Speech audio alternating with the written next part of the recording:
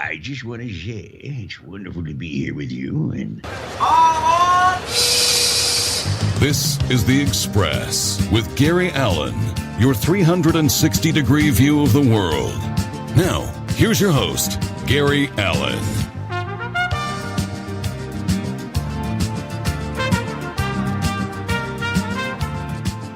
And good evening, everybody, and welcome to this edition of The Express with Gary Allen. I got a good show for you tonight. My guest is Richard E. Greenberg. He'll be joining us in just a couple of minutes. But I hope everybody is well. I hope you've had a great week since we spoke last. Just a quick reminder, this show repeats itself Thursday night at 7 p.m. on diversitybroadcastnetwork.com. You can also check out some of my other stuff on my Facebook page at Gary Allen. ALAN, or on youtube.com, Gary Allen The Express, as well as Progressive Voices. They're on-demand channel, as well as 24/7. If you're up at 5 o'clock in the morning, you can hear this show on 24/7 The Sound. And if you just really want to go and find out what else is happening in the world, just go on over to my website, which is, finally finished. It's GaryAllenTalkShow.com. which is always a whole lot of fun. I hope everybody, again, had a great week. Thank you so much, Gary Allen, with you. It's been an interesting week.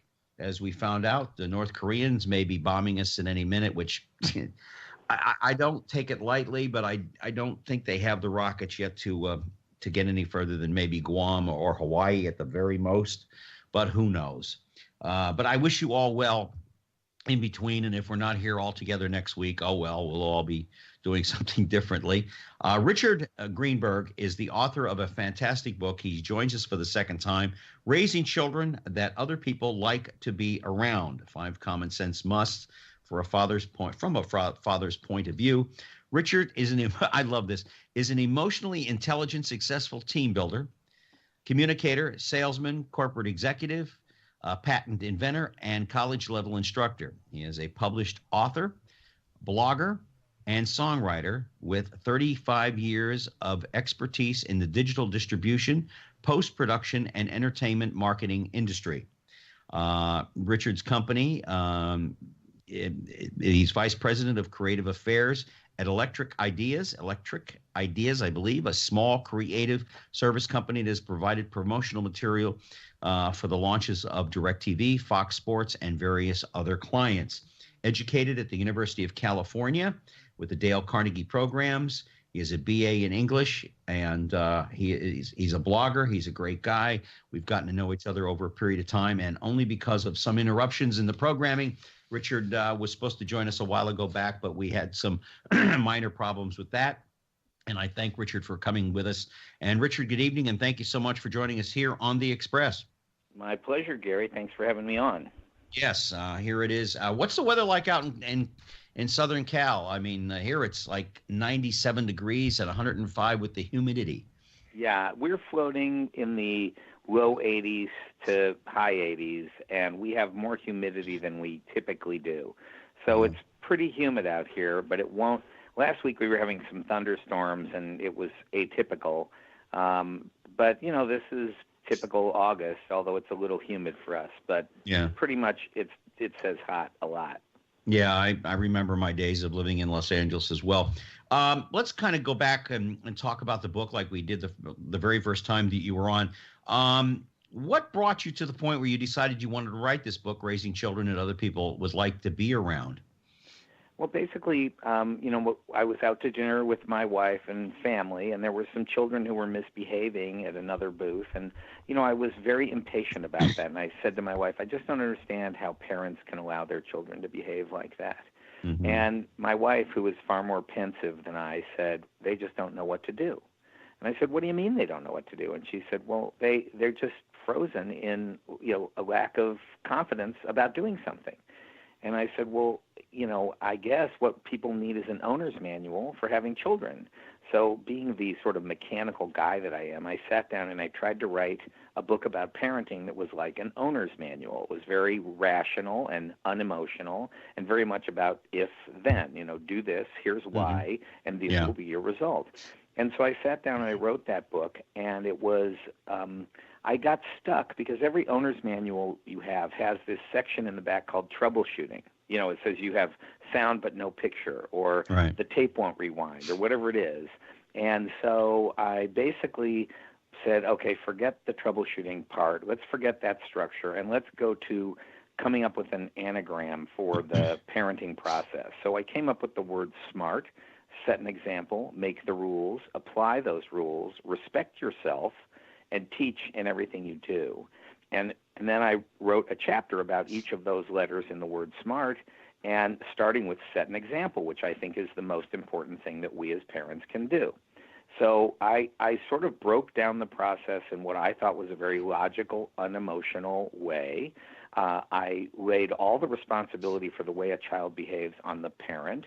I did not allow any parent to say, well, that's just the way the kid came out, or this is the child's problem because they don't like the color red, or they're very sensitive and dog barking scares them. I mean, it does, but we have to teach them to overcome those fears. So I just tried to lay out for parents a logical path and give them some tools that would help them make those types of logical decisions. Yeah, and I really like the title in the sense it has 5 common sense things. You said something that is interesting, and I think I was discussing this with some of the guys at the radio station last week. There seems to have started, I don't know when, maybe it was in the 70s, maybe it was in the 80s, I don't know, where people in general don't take responsibility for their actions, and they blame everybody else but themselves for whatever they did. And it seems to have been passed down. And like you said, oh, that's just the way he was born, or he's allergic to this, or he's got that. We seem to have excuses for certain behaviors. And yes, there are times when it is maybe a disease of some kind, or an action that a child was born with. But more times than not, Richard, it's just somebody misbehaving, and the parents don't give the kid a good whooping, as I got when I was a kid if I did something wrong, or sent to my room, or having something taken away from me. When did we lose focus on taking responsibility for one's actions? Well, that's an enormous issue in our society.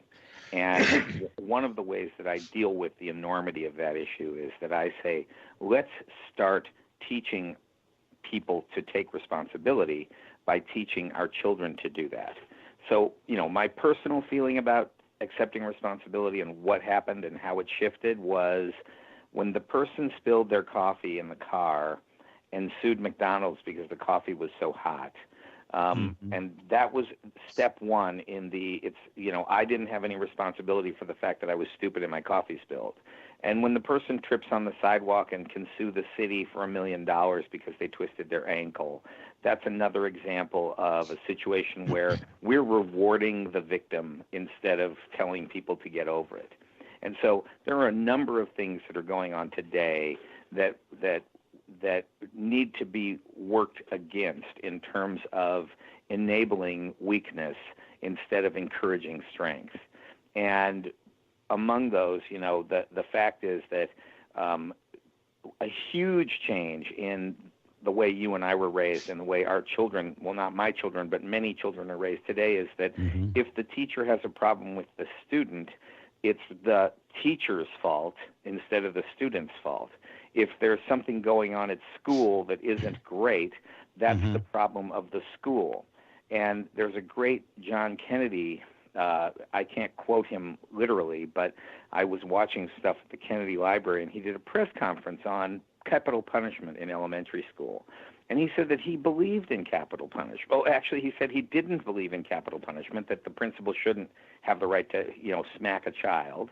Right. But he felt that he could only say that if he upheld his end of the bargain, which was that he as a parent had a responsibility to make sure that his child behaved in such a manner that the child would not disrupt the class.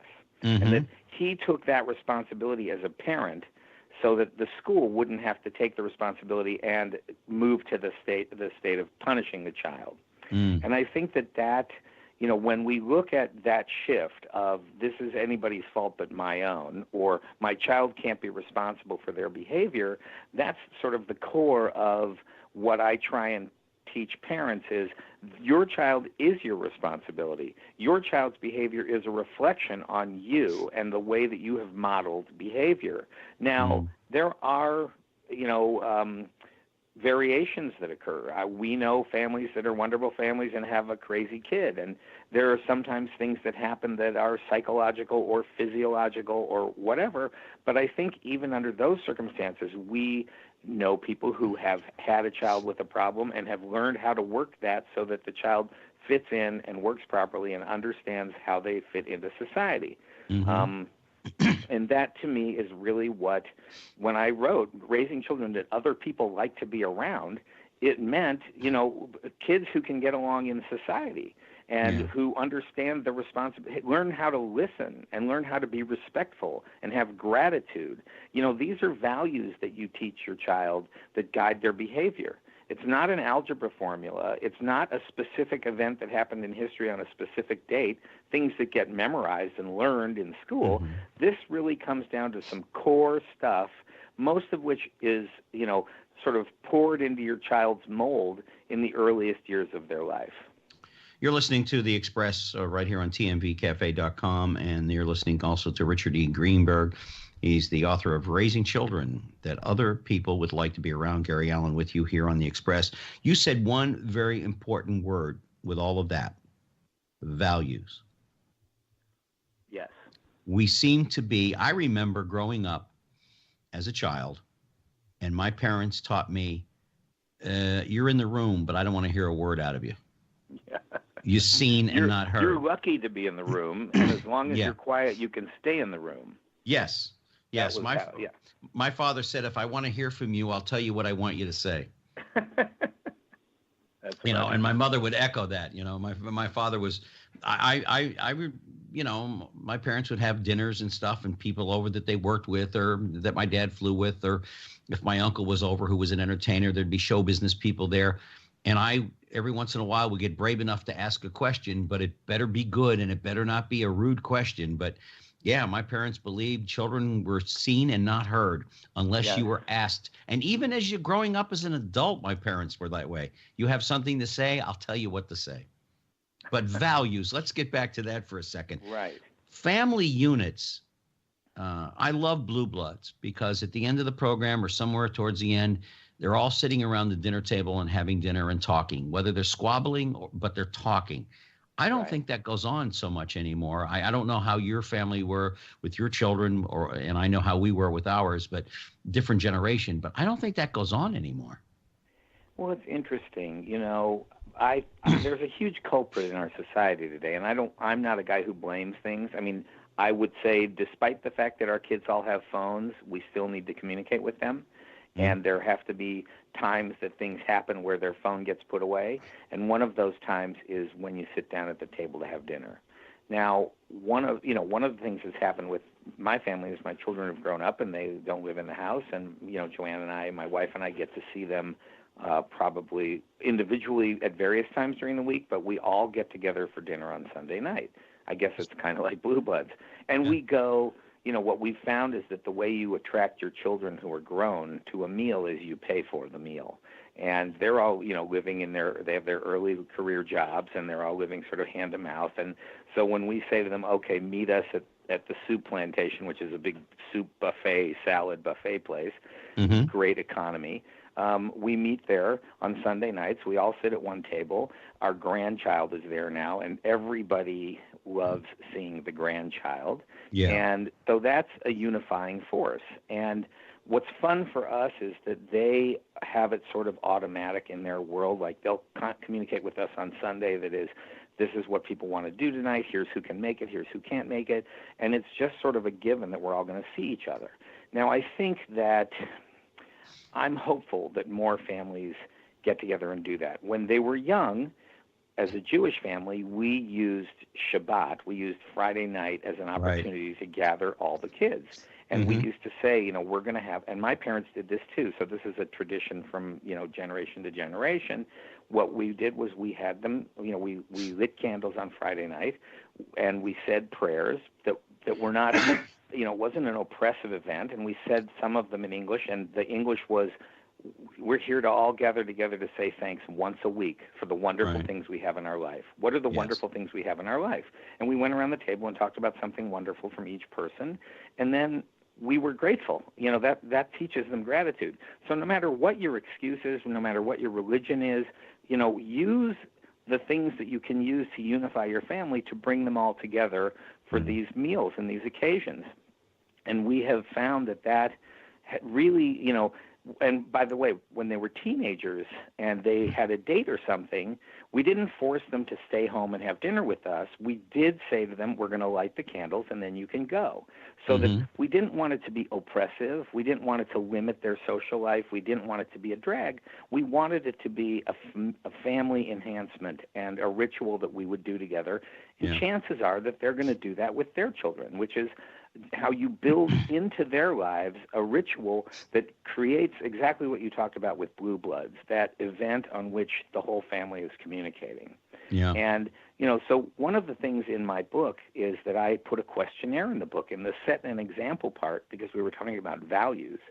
In the set and example part of the book, there's a questionnaire that helps two parents look at each other and ask questions that help them define what they want the values of their family to be. I want my kids to tell the truth. I want my kids to learn to speak another language. I want my kid to be nice. Whatever those things are, and you derive those values. Again, I said, I'm sort of a practical guy. You derive those values by asking your mate, what was the best thing your parents did for you? What did you like most about your parents? What did you hate the most that your parents did? What would what do you want to repeat? What do you not want to repeat? And then most importantly, after you get to the bottom of all those questions, how am I going to be able to tell you that you're doing exactly what you didn't want to do? How am I going to tell you that you're behaving the way you hated your father's behavior? And so, we came up with code words that we would use with each other so that we wouldn't have an argument in front of our kids, because we never wanted to show them that we were not a united front.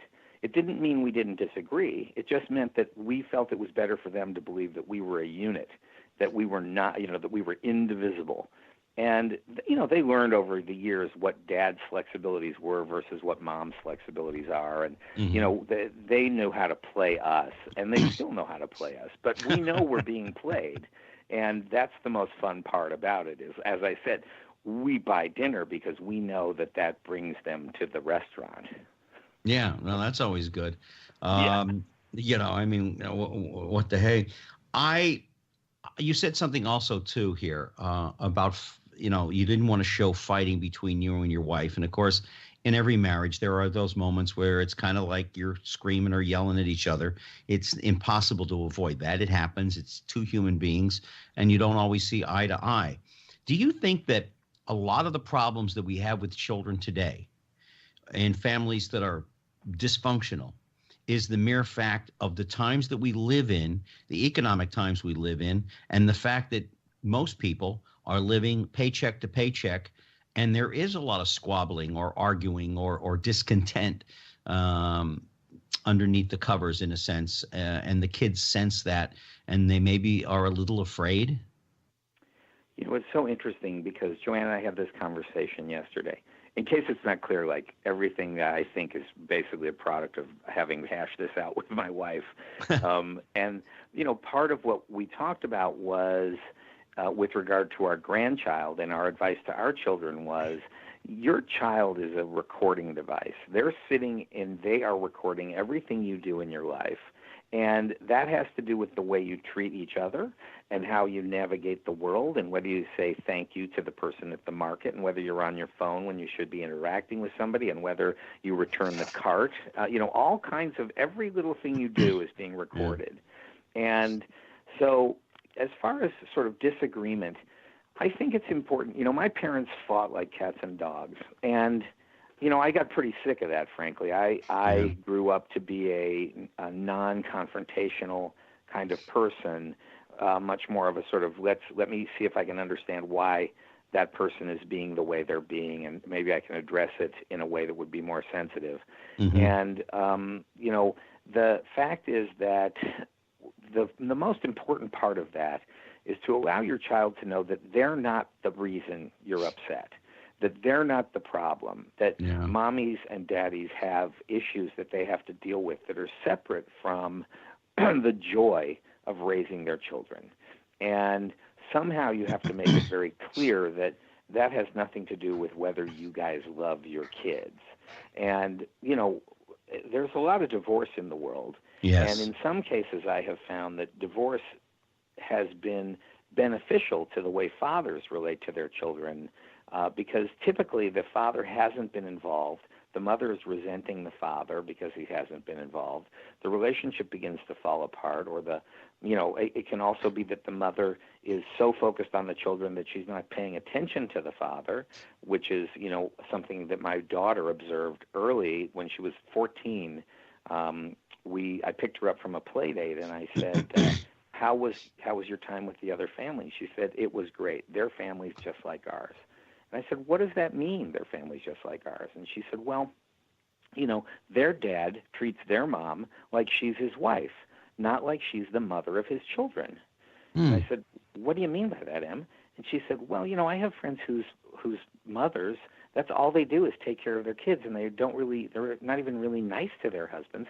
And, but not this family. This family, the mom and dad really like each other, and the kids are just sort of along for the ride. And that's how our family is too. And it was kind of like, oh my goodness, the concept that mothers treat the husbands like, they don't exist anymore because now they have their children and the children require 100% focus. Right. What that meant to me was that husband is going to go look for someone to be more like his wife. And that's the risk. And so as much as it can be, a husband misbehaving or a wife misbehaving, ultimately what happens is sometimes couples grow apart.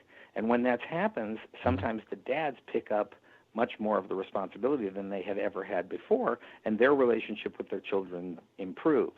And I have noticed that among couples these days who are getting divorced, there's a far more better understanding of the shared task of raising the children. So I took your question about what do you do about spite in the family, I took it out to one extreme, which is, well, if ultimately you're divorced, the children get to know who each of you are individually. I think what you don't do is you don't involve your children in the argument. You don't get them to take a side. You don't try and encourage them to take a side. You don't lobby. I also wrote in my book that Joanne and I often do what I called cross-promotion. And it was kind of like I would be driving along and I would just say, you guys have the funniest mom in the world. Or you guys, you're so lucky that your mom, is watching out for you. For this reason or that reason. And then she, at the same time, would be in another car driving other kids and saying, your dad is really a good handyman, or whatever it is she wanted to promote. And so that we always let them know how we felt about each other. And, listen, there was something that I wrote in the book, and I don't know if it got edited out by the editor, but I had said, my children know that their mother is the only thing between them and death. I think it's in there. I think it's in there. I think I read something to that effect. It's funny. It's funny that you do that, because the one word that comes to mind when you were talking about this whole thing, and what comes to mind every time I pick up your book to just refresh my memory, like I did today, the word is respect. And the family that your daughter went to visit is respect. And I think that's a word along with values that has kind of gone to the wayside. Aretha Franklin sang about it, but I think respect is something that, you showed respect to your wife. She shows respect to you. Your children see that and they take that with them as they go through life. Whereas a lot of people, they don't respect each other nowadays. It's interesting how my children react in the world to people who are disrespectful and to people at work who don't understand courtesy. And, there's a lot that goes with respect. And it's interesting to watch, that generation, the concept of writing thank you notes or the concept of being grateful, which comes out of respecting the person who did something for you. You're 100% right about it, that, the fact that Joanne and I show respect for each other, and we show respect for everybody else, certainly the people who are worthy of respect, and frankly, everybody is worthy of my respect except for one person these days, and I can't even discuss that person, but he affects all of us. Oh, I And think yeah. You wrote a blog about that, I think, and yeah. if you want to talk about it now, we Well, I can. just think that our current president is a terrible role model, and I think that, he just behaves like a child. He, you know, walk softly and carry a big stick. That's today's "what am I, a moron" quote. It's like Hmm. walk softly and carry a big stick is the opposite of we're going to bomb the crap out of North Korea. It's like it's such an embarrassment to me, and I believe that it must be difficult to raise children. I mean, the good news is that, well, there is no good news, but our president is such an embarrassment and is such a poor example of behavior that he's such a bad example that parents can say this is really not a good example. Although the guy became president of the United States, But he got there, Richard, on lying, cheating. right. He's, I don't know. I don't think the Russian involvement gave him the election, but I think their interference didn't help the situation as far as with Hillary. Although, I don't know what kind of a president she would or wouldn't have been. But it is amazing when you're saying that. And I know you realize the middle America, they love him. They want their children to be like him. I mean, Well, we live in a this is what people think rich people are. This Yeah. is what people think rich people are, in it for themselves. They, and that's how you got to be. It's the dog-eat-dog world, and screw you. I'm going to just go get everything for myself, and that's why I'm rich. And so everybody wants a piece of that pie, but the fact is that some people have less advantage in that situation. Some people are benefit. Look, Obamacare is a perfect example. Obamacare insured 23 million people who had not had insurance before then. We're the only, civilized country in the world that doesn't have a national health care system. Right. And I'm a guy who's lucky enough to be able to afford my health care because of all the years I put in my post-production world. And I'm, out here worried about all this sort of stuff that goes on because obviously the older I get, the more I need my health care. But all the Republicans had to do was say, we're going to make this better. My plan was what the Democrats should have said was sort of, hey, Republicans, let's fix Obamacare, and then we'll call it Trump Care because that'll satisfy his ego, and then he can say that he saved insurance for all these people by making it a better system. Yeah. So I don't know. That probably isn't going to happen. No. But the bottom line for me is that I understand that 38% of the nation thinks this guy's on the right track and that he's really shaking things up. And you know what? To some degree, in my business, we used to have to lay off 30 or 40 people every 2 or 3 years. This is in a company of 200. And that was a significant shock. But it was something that was part of the pruning process that helped the company be healthy. Because if the company wasn't healthy, we were going to lay off 200 people. So, the fact is that I understand economic frugality, but I cannot condone. First off, he's surrounded by mostly males, all millionaires, mostly white. Well, he's the kind of person, Richard, that blames everybody else for failures, but he takes all the success. He really hasn't done anything in office, no matter what his talking heads are doing. But there's the sycophants who will follow him. I will tell you that I don't think he'll be reelected, even though he keeps talking about he's already getting ready for 2020. Let's get back to the book before we get too far with this. Back to the book. Yeah. Richard Greenberg, who is a friend of mine, he wrote this wonderful book called Raising Children That Other People Like to Be Around. You're listening to The Express. Gary Allen with you. In chapter 1, you talk about parents need to be adaptable. So let's go back to when a child is born and then he grows up in his teen years and talk about how you need to be adaptable. Well, it's interesting. First, you have to remember that you weren't perfect when you were a teenager, No.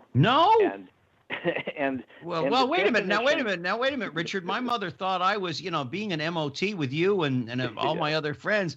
My parents thought the sun rose and shine. So, well, never mind. But no, I was far from perfect. And our definition of imperfect is different than today's definition of imperfect. Yeah. And so, really, what I was saying about being flexible is, our son in the 6th grade came home and he wanted to have an earring. And I said, no, you can't have an earring in the 6th grade. In the 6th grade? That for two reasons. I did it because, he had some friend who got an earring and he thought he should get an earring.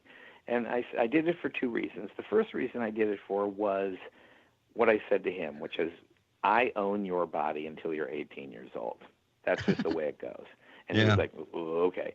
And then the second reason was because I wanted to prove to him that he could go without getting the earring and still remain popular, that he didn't have to have the earring to be popular, that wasn't going to make him more or less popular or accepted. And in fact, ultimately he was 17 and a half or 17 and 3/4, and he came home and he had gotten an earring, just like a little hole punched in his ear.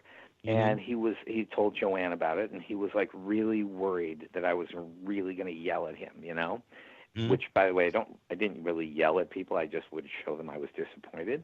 And basically, he came up, and it was like, at that point, my point had been made. When he was 12 years old, it mattered to me whether or not he knew he was strong himself without following the crowd.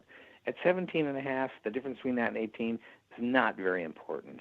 And I'm not, it's not like we write these rules down and you have to live by the rule, every day if you didn't make your bed, then you had to run 5 laps or whatever it was.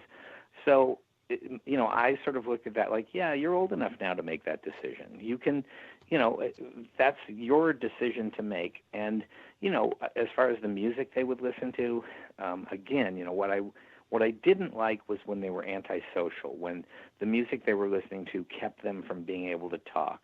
Yeah. And their phones, when everybody's on their phone, it really bothers me. It even bothers me today. I'm an instructor at UCLA, and I'm talking about grown-ups who come into my class, older kids and people who are working people.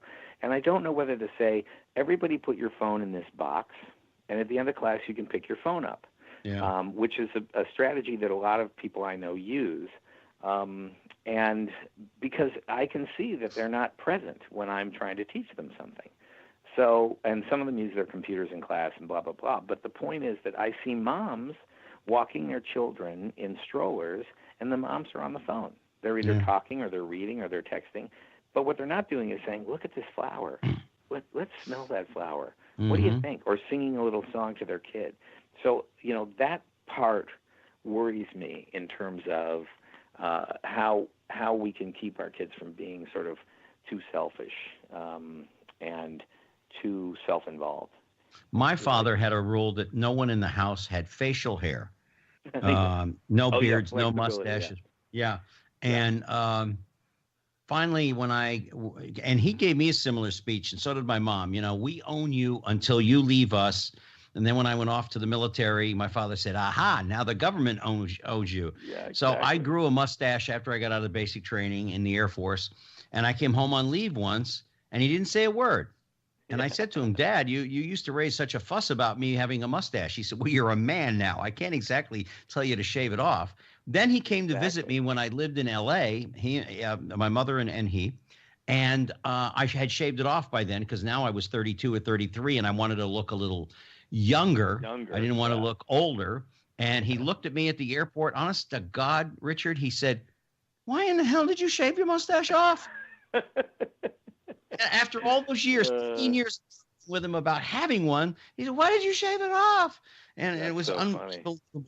Do you think that social media has really, I don't want to use the word corrupt because that's ill-fitting, but it hasn't helped the communication skills between mom and dad and the kids and even amongst ourselves as adults. And I have literally seen people sitting at a dinner table in a restaurant texting each other instead of talking. Yeah. Well, we again come down to is it the tool or is it the person using the tool? Yeah. And, from my point of view, look, Joanne and I have talked for years about whether we watch television during dinner or whether the TV's on during dinner. And now, it's on some of the time and it's not on the other times. And like, for example, tonight it was like we sat at a table that's not near the television. And I said, I prefer this table. And she was like, oh, I thought you wanted to watch, so it was like, there are things that we can allow to come into our lives to distract us. And I often, when my kids if they're on their phone and we're all together somewhere, I go, are you guys texting each other? And the funniest thing is, they're really, really good at covert texting and covert use of social media. And I'm not, I'm kind of like, I'm on it. You can see that. And they're like, Dad, what are you talking to on your phone? And they get all upset with me when I'm like visibly doing something in social media. So that's kind of funny because they believe that they're actually more focused than I am in our gatherings. But sometimes they go off into their own world, so I take a look at what's going on in mine. I think that there are real benefits to social media that are very interesting, but they're very superficial. So, for example, through social media, you can find out that something sad happened in the life of a friend of yours, and you can communicate your sorrow to that person and a positive message that is, your dad really loved you. I know that for a fact. I'm sorry to hear he passed. You can touch people. You can just say, how are you? This is me. I like this. I think this is a funny thing you posted. And so for that point of view, for people who are altacockers like I am, I'm in touch with friends who I went to elementary school with, and some of them live in the East, and some of them live here, and, they're all over the map. And I appreciate that I have that opportunity through social media. My kids, one of the issues that comes up with social media that brings us back to our very first topic is the concept of being a victim and the concept of bullying and the concept that is young people sometimes allow social media to become too powerful. And that brings us to the case of the kids who are killing themselves because they are, quote, bullied on social media. Yeah. And I think, when you and I were young, it was sticks and stones can break my bones, but names will never hurt me. Or words will never hurt me, but I think I learned it as names will never hurt me. And I really bought that, because I had been hit with sticks and stones, and I knew that those could really hurt. But, somebody throwing an insult at me, that never broke my skin. That was like, oh, well, I can handle that. That won't ever hurt me. And it taught me to put up a shield, an emotional shield, that prevented me from allowing that to become pervasive. And listen, it was the kind of thing that if somebody threw up in the fourth grade, walking out of the class on the way to recess, everybody in the class knew that person had thrown up, and it was very embarrassing for that kid, okay? Mm-hmm. But they got over it, okay? It wasn't something that, they got over it because it was like, well, that just happens in life. Well, you're a nerd. I was very short as a kid. I got picked on a lot. I got run up the flagpole by my belt loop a lot. And maybe that sensitized me a lot to the feelings of other people. Yeah. And so, I've learned to take the positive from that experience. But the fact is that, if people had been beating me up on social media, my parents would have said, well, stop, get off the social media. And why do you believe that? I have always also felt that what's true is true. So if somebody were to say, Richard Greenberg cost us that baseball game, and I knew that I wasn't the guy who dropped the ball or whatever happened, I wouldn't respond to that as though what they were saying was true. I would go, no, I didn't. And so, I was taught by my parents how to find the truth in myself and how to rely on my knowledge of that truth. Mm-hmm. And that's what I think is the best defense we have against the concept that social media is out there causing trouble. Because social media is out there causing communication, sometimes superficial, sometimes mean. Look, everything that exists in a face-to-face conversation can exist in a social media conversation, except it's more public. So everything's out on the playground and everybody sees what's going on. But there was always the birthday party I didn't get invited to. There was always the kid who said they didn't like me. There were always people in the world who were not going to be nice.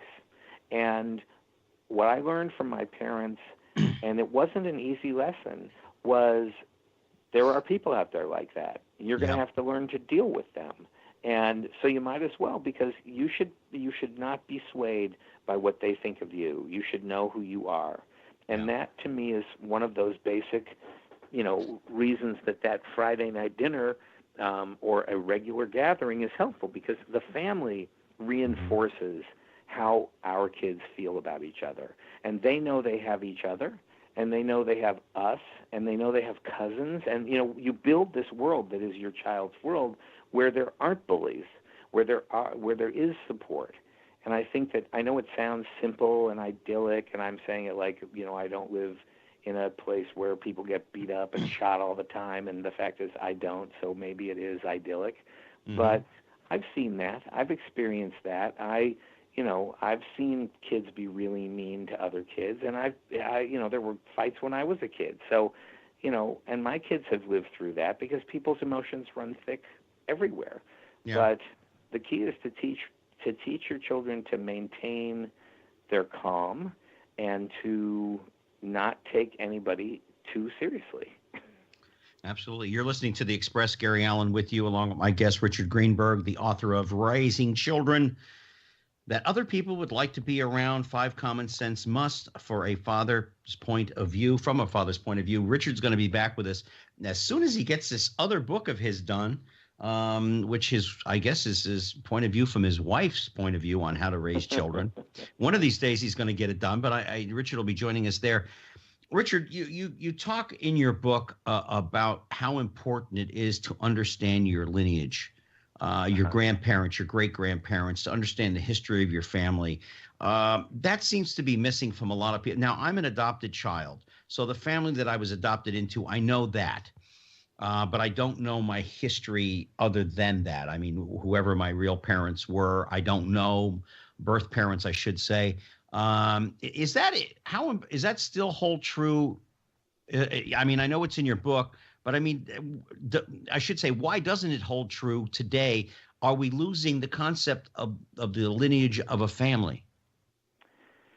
Well, a couple of things. I don't think we're losing the concept of the lineage of a family. I think we're seeing families dissolve faster than they used to. So it gets complicated sometimes. There are a lot of second marriages and step relationships and, all of the kinds of variations that have occurred that are far more common today than they were. I have 2 half-brothers.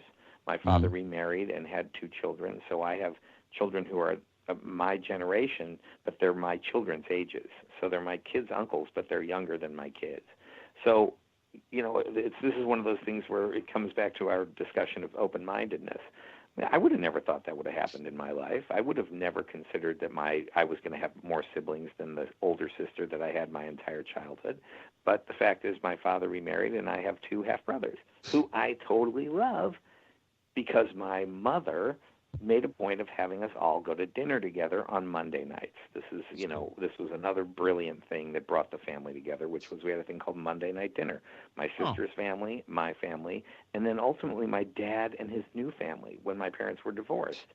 So my mother felt it was more important to unify our family than it was for her to be angry at my dad, and that worked out, and everybody now has a very decent relationship. My father's passed, but I have a wonderful relationship with my half-brothers. That having been said, you were asking about the family and how the family works and the point of having heritage. For me, that concept of heritage is strictly that it gives you a solid root. It makes you feel as though you're responsible to the people who came before you. That, my grandparents moved from Decatur, Illinois to Los Angeles, California. My father was born in Los Angeles. So that when I look backwards toward who my dad was and who his dad was, right, I realize that I have a responsibility to maintain something. Whatever it was that was the Greenberg thing that came from Decatur, Illinois, that's who I am. And my sons feel that way. And my mother's father was a Russian who fled the Tsar, went to Toronto, moved from Toronto to Detroit, worked in a blacksmith shop in Detroit, across the street from Henry Ford, distinguished himself as an inventor, and, just ultimately came back to Los Angeles, where he brought my mom, who met my dad. And, it's like we know that story. And that story links us to something bigger than us. Randy Newman said, if you can believe in something bigger than yourself, you can follow the flag forever. You can believe that there's something great. And I think that great thing puts you in context in the world. Like, you're going to be here for X number of years. See what you can do with those years. Here's what your grandfather did with them. Here's what your father did with them. He made you, So that's the purpose for me of family. Adoption is a very interesting subject, especially these days because of all of the genetic testing that's happening, like through 23andMe and there's another one that is a genome testing system, genealogy.com or something. And so what's happening is a lot of adopted people are tracing themselves back to their birth parents. And, there was a story about a guy who is a sperm donor who ended up fathering like 23 or 30 people who found their way back to him. Yeah. And so it's a very interesting concept. But I think that, I really, my feelings about adoption are the people who choose to give you all their love and to raise you are your parents. And that is, it's so complicated for so many people, but the fact is that it's really the greatest act of love I can think of, because there are a lot of people who have their, who are the birth parents of their children who don't treat their children very well. No, they don't. It's a tough job, and it's one that if you volunteer for it, you have real guts and real love, and it's the most rewarding job that there can be. So, as you said, your parents they had high expectations of you, and you fulfilled those expectations. And that is really the bottom line, which is, in my book, set an example. We come back to that. Have high expectations of yourself, because if you have high expectations of yourself, you can have those same expectations of your children. And that is the key to me to raising a good child, is that you don't let them get away with, sort of something you wouldn't allow yourself to get away with. And sometimes you have a higher standard. And I'm not talking about sports where they have to be a better athlete than you were or any of that. I'm talking about somebody gives you the wrong change. You say to them, this is the wrong change. You gave me $20 too much. And you demonstrate to them that their integrity isn't worth that $20. And what I say to sometimes to people is, and they buy it. Like you sell them this concept as a parent that life has an ideal expectation and that they should be kind to everybody. And you say all this stuff that you're old enough to be cynical about, but in saying it in the present to them, they're young enough to believe it. And they go into life believing that they should be kind to everybody and give everybody the benefit of the doubt until they become cynical about it. But then they realize it's important that they teach that to their children. So it has been for me, as the journey continues and my children get older and older, I really learned that idealism about your integrity isn't worth $100, your integrity isn't worth $1,000, you need to go back to the bar where the guy gave you the $50 too much of change, and you need to say to him tomorrow, you gave me $50 too much. Yeah. I'm returning it. And that happened with one of my sons who came home and said that he had gotten the wrong change, and, he got an extra $50, and he was sort of boasting about it. I said, well, and so I didn't say anything at the time. His friends were over, but I wrote him a note. And the note basically said, I've never been disappointed in you. And I'm not disappointed in who you have become. But this particular incident bothers me. You need to go back to that restaurant and give that guy the money. And he did. And, we ended up having a conversation with him. He said, well, but it's not a big deal. I mean, it's just the bar's money. And I said, no. When that bartender comes to work, he gets given a certain amount of money in that drawer. And at the end of the night, he has to give that drawer back with that exact amount of money in it. And if it doesn't have that $50 in it, it came out of his pocket. Yep. So, it was like, this is how the world works. And the kid was so sorrowful. He was so embarrassed with me. He was like, "Oh, Dad, I'm so sorry I did that." And I said, "Just make it good and understand what it's about." So high expectations, that's how you raise a good child. You don't make excuses for them.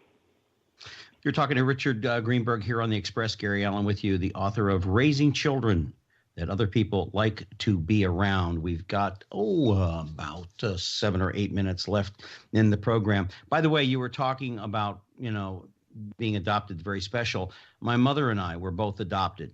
So we both had a very special bond between the two of us. And you're right, she got to meet her birth mother, and that turned out to be a catastrophe.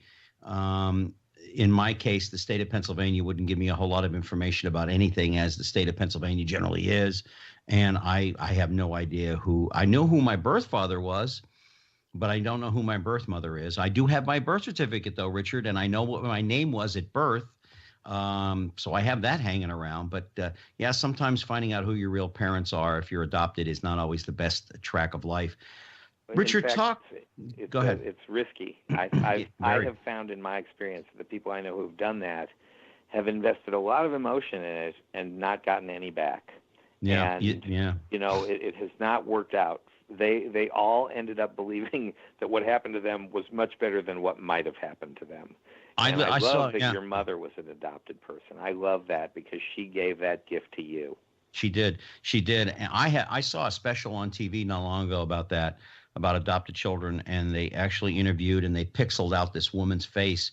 And the interviewer said, "Well, your daughter would like to meet you." She said, "I gave her up for a reason then. I don't like children now.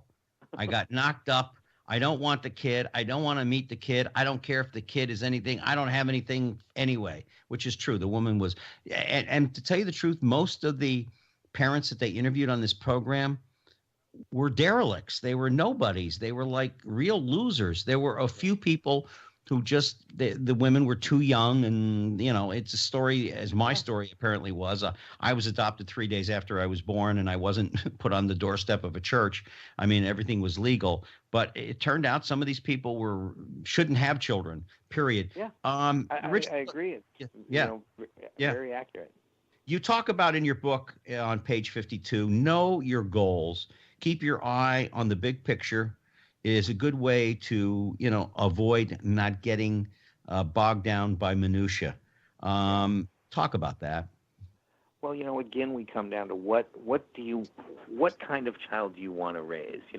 So you're going into this process, and you need to go into it knowing kind of what are your core values going to be, because those are your goals. You want your children to tell the truth. You want them to respect others. You want them to know how to take responsibility, and you want them to be grateful. Those were my core values. Now, what was funny in that was another value surfaced in our family that I had not, or neither Joanne nor I had put on the list of things that we think are important, which, by the way, we never wrote them down, but you can if you want. But that was being funny. My kids are hilarious, and the bottom line is that they're hilarious because we just laughed a lot in our house. And so comedy and funny became one of our core values, was how we communicated with each other. Mm-hmm. And so, when we talk about goals, our goal was to live, to have our family rely on itself. We taught our children that friends will come and go, but your brothers and sister are it. These are the people who are going to be with you your whole life. In public, you always stand by each other. I mean, we gave them a set of absolute values that became goals.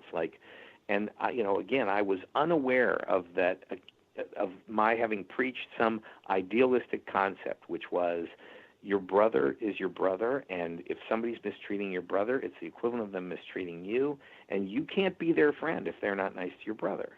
And we had an occasion where the kid across the street had a little go-kart, and he was letting our older son use it. And when our younger son wanted to use it, he said, "No, you can't use it. You're too short." And that son was the same height as his older brother.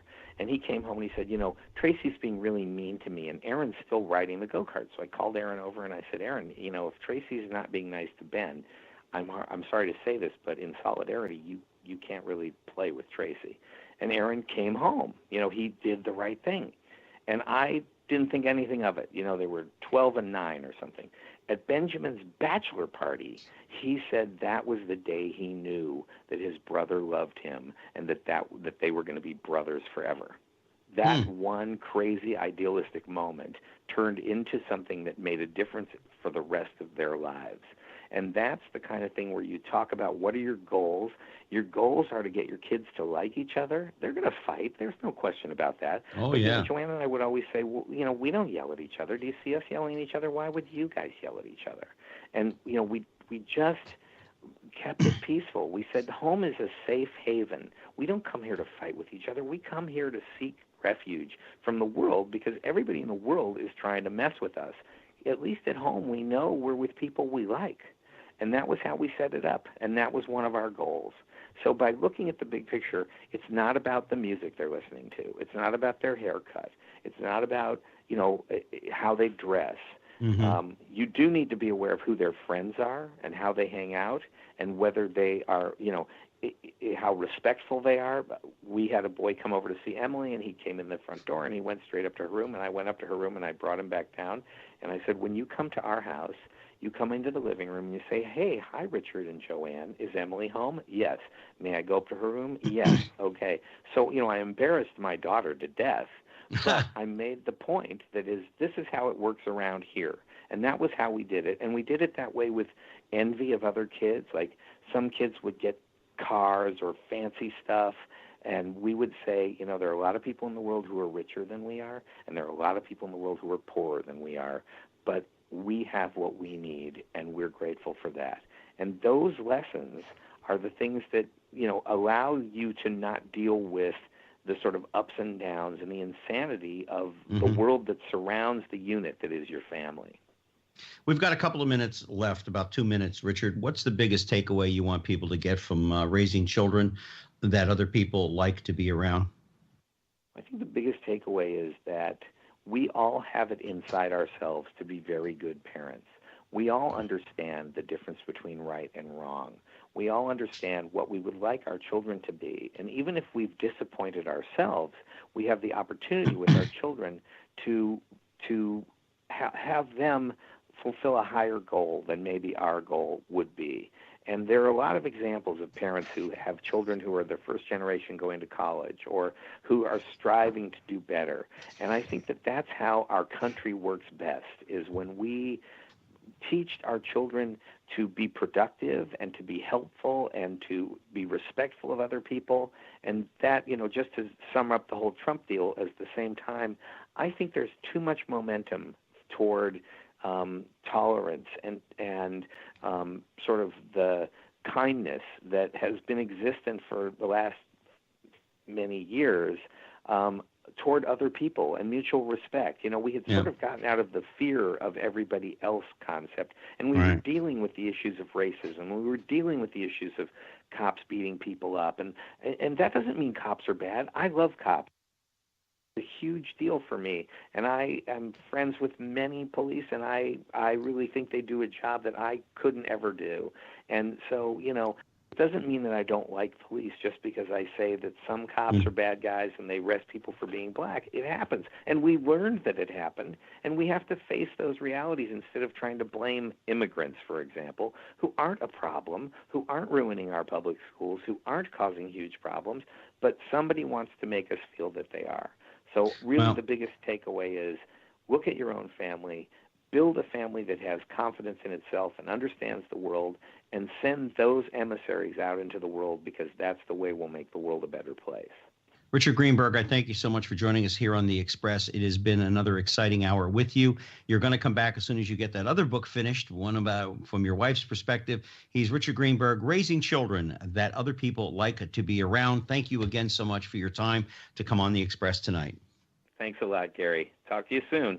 All right, sir. Thank you very much. And I just want to thank all of you out there for taking a few minutes out of your day to join us here on The Express. Again, you can catch this show on Thursday night at 7 p.m. on Diversity Broadcast Network. Go to my website, GaryAllenTalkShow.com, and you can catch all the links there. And go to Progressive Voices, 24/7 The Sound at 5 a.m. on Saturday morning. Until next week, take care of yourselves and each other. You've been listening to The Express with Gary Allen. Join us here every Tuesday night at 10 for more captivating talk with Gary Allen. See you next time on The Express.